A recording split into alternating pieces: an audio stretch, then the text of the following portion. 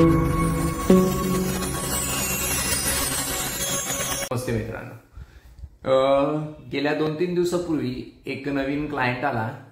तो म्हणला की आपल्याला गुंतवायचंय वगैरे, हे सगळी चर्चा झाली. पण माझा एक मित्र म्हणतोय की अरे मार्केट अजून खाली होणार आहे आणि तू जे लाखभर रुपये टाकायचे म्हणतोय ते लाखाचे 50,000 होतील.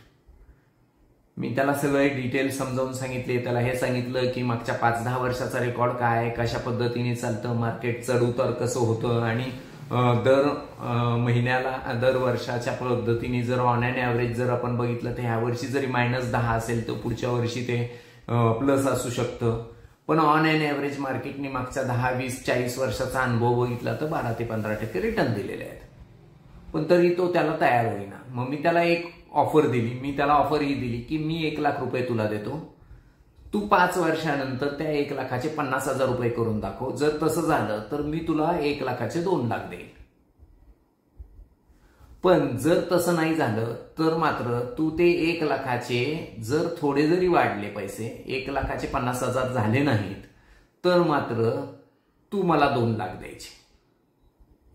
पण या गोष्टीला तो ऍग्री झाला नाही. म्हणजेच काय, इट्स अ ह्युमन बिहेवियर. माणूस हा इमोशनल प्राणी आहे, मी नेहमी म्हणतो त्याप्रमाणे. त्यामुळे त्याच्या इमोशनवर त्याला असं वाटतं की प्रत्येक जण इन्फ्लुएन्स करतंय. कुणीतरी म्हणतं की ते 50,000 सेन्सेक्स 50,000 होईल म्हणून मी ते आत्ता नको मग नंतर करू वगैरे वगैरे. हे सगळा जो प्रकार आहे तो इमोशनचा खेळ आहे. आपला गोल जर 5 वर्षानंतरचा असेल तर 5 वर्षानंतर ते कधीही 50,000 होणं शक्यच नाहीये. ते वरच जाणार आहे. आणि जर ते वर जाणार आहे तर मग आपण शांत चित्ताने तिथं थांबलं पाहिजे. कारण पैसा कोण कमवतं तर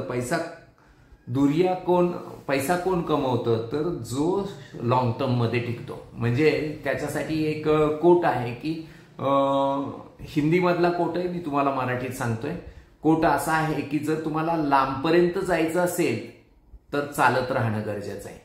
पण तुम्हाला पहिल्यांदा पोहोचायचं असेल तर तुम्हाला पळणं आवश्यक आहे. पण तुम्ही पळला तर तुम्ही फार लांबपर्यंत चालत जाऊ शकत नाही, फार अंतर काढू शकत नाही.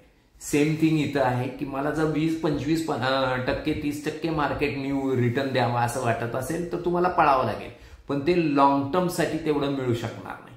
पण जर तुम्हाला लॉंग टर्म साठी पाहिजे, खूप लांबपर्यंत पोहोचायचंय, तुमचा गोल 5-10 वर्षानंतर आहे, तर 10 ते 15% दरम्यानच रिटर्न मिळेल. पण तेवढा मिळाला तरी समाधान बाळगलं पाहिजे. कारण ते ऑन अँड ॲव्हरेज असेल. कधी 12% मिळेल, कधी 20%, 25% मिळेल, कधी -10 मिळेल.